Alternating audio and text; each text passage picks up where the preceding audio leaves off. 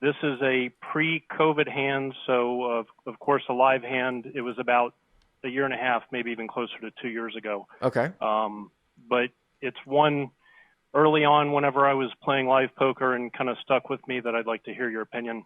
Okay. So it was 1-3, match the stack. I think I bought in for 500. In this case, I was the effective stack. I was around 700 at the time. Okay.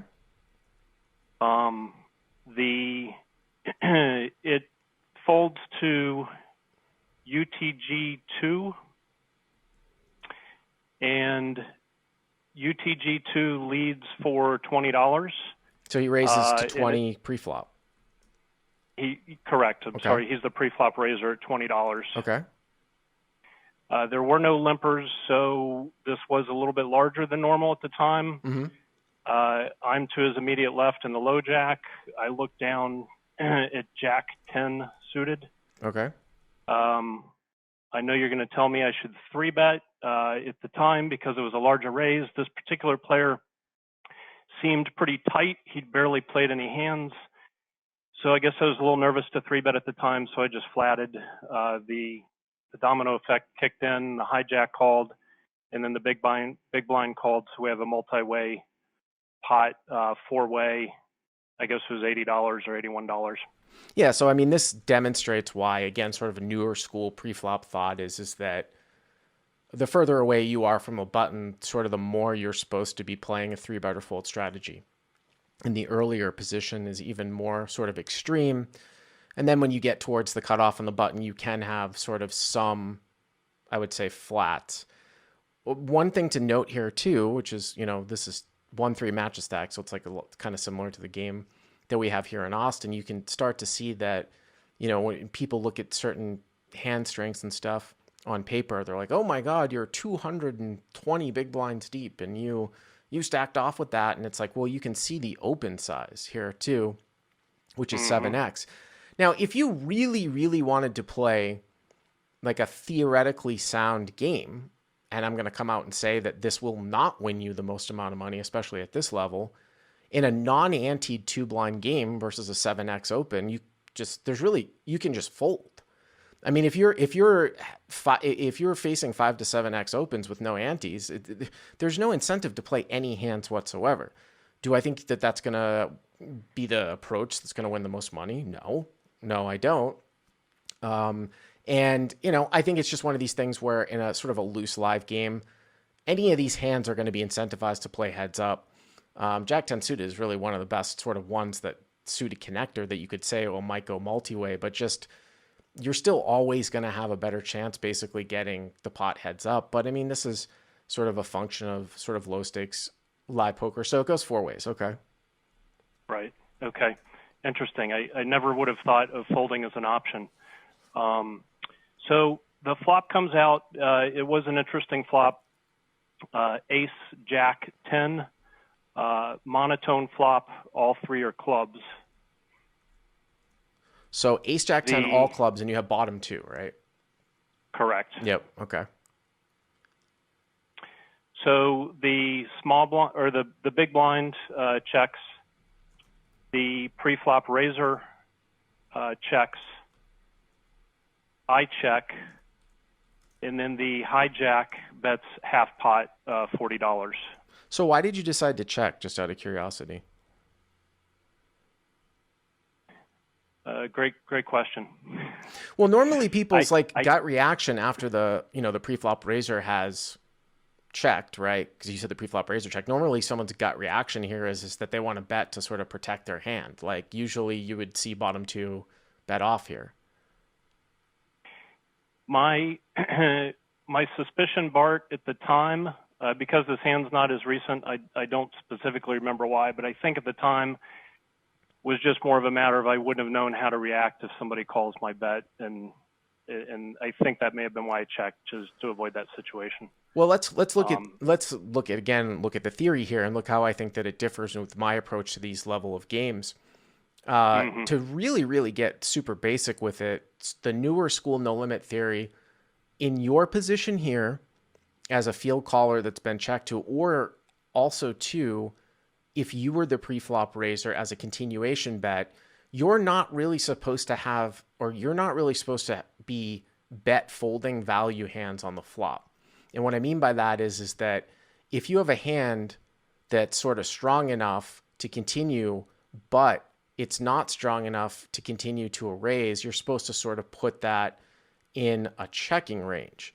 Now, with that being said, I do not think that that is actually the highest EV approach to games at this level, because your opponents will call far too much and will not sort of raise you off of board texture enough.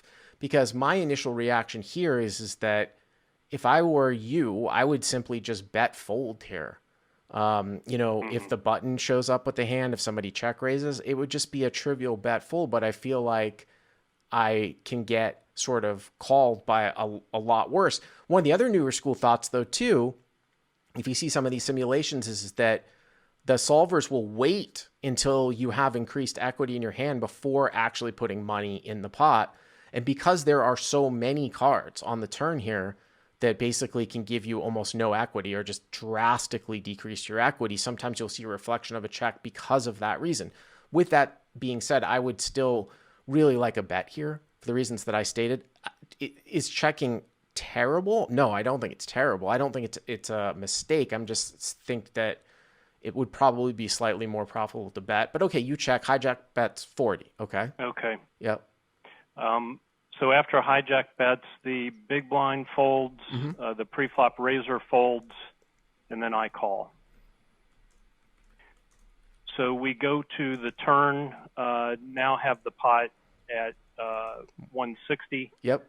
The turn is a brick. It's the 2 of hearts. Okay. So since I've played the hand passively, I stick with that theme. I check. The villain then bets $80, and I call. So the hijack doubles his bet. So now the pot's 320. Correct. Ace of clubs, jack of clubs, 10 of clubs, deuce of hearts. You have jack 10. I put it up as jack 10 of diamonds.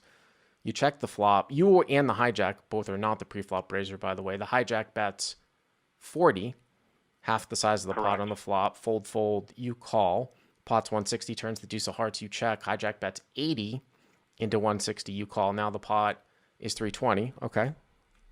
And the thought crossed my mind of doing a check raise, but I felt my hand was in that in-between area where I didn't want to check raise, and then he shoves on like the king of clubs, and now I fold out the best hand. I think that check raising would be an overplay here as played, because you're really representing a much, much stronger hand than you actually have. And your hand definitely has enough showdown value to continue on. All right, go to the river. So then we hit the river. The river is another blank. It's the 6 of diamonds. Okay. So now I hit that situation where I know you're not a fan of block betting or lead betting on the river. You're also not a fan of check calling. So I think I kind of hit that in-between space where the optimistic side of me thought I could place a bet here and potentially get called by maybe a suited ace. A weaker ace that thought I was trying to steal the pot. Maybe I had a missed flush. But at the same time, if he raised me, I figured I'm not going to get raised unless this guy has a flush in this situation. So was kind of, I did lead for, 225. Well, that's not a block bet. That's not block sizing. I was going to say that in general, I've made myself very, very clear that I'm not really a huge fan of block bets because people sort of implement them in the wrong sort of places. Now, in your case, though, wouldn't be that terrible a play to actually use block sizing at the end. The times that you can make a block bet from up front, you have to be able to get called by worse. If you can never be called by worse, there's absolutely no reason to block bet. Because there's no point, right? Your opponent either has you beat or he was going to bluff, unless you're trying to induce a raise, at the river, which I don't think is what you're, basically trying to do. But a block sizing here would be more like 75 or 100. And you might even find like small flushes that will just call, scared of scared of higher flushes. So you'd get that whole thing where you're getting a cheaper showdown and you're getting called by worse, like ace seven of spades or something like that. What I would say here, though, is that I guess you could implement that, but with this guy's sizing on the turn, I would probably move into check evaluate. And it's probably a check call unless the guy's a super nit where you might even be able to make a case for, possibly check folding. But if you check and he bets like any more than half the size of the pot, his value range is really beating yours. Like, so no one's taking like ace nine for three streets here on a monotone board. Remember, you're losing to, the higher aces up here as well. What I thought would actually be interesting, though, and where I sort of like your play more as a lead out, and I went through this on my podcast this past week, is that if the sizing of your opponent's bet on the turn was smaller, he's kept it pretty consistent throughout the whole hand, right? Like he bet 40 on the flop, he bet 80 on the turn. But say he bet 40 on the flop, and then on the turn he bet 40 again. Like that to me is like indicative of sort of a reverse block, what I call like in position, where he's just making a bet in position to take a showdown at the end, a showdown on the river.